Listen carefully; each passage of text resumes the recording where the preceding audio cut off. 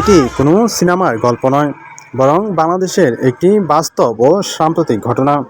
বিয়ের পর স্বামীকে পছন্দ না হওয়ায় নিজের রূপ বদলে পুরুষ সেজে বাড়ি থেকে পালিয়ে যান বৃষ্টি নামের এক বিবাহিত তরুণী।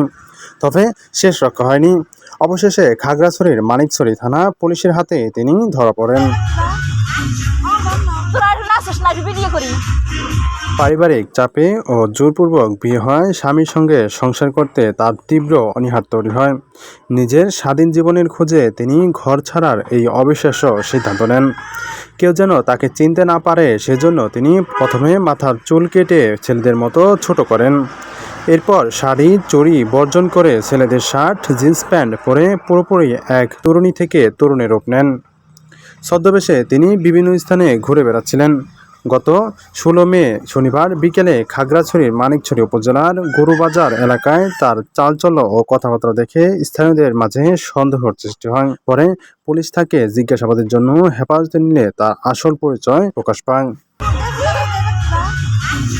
তবে এই ঘটনাটি নিয়ে সামাজিক যোগাযোগ মাধ্যমে এখন তুমুল আলোচনার মুখে।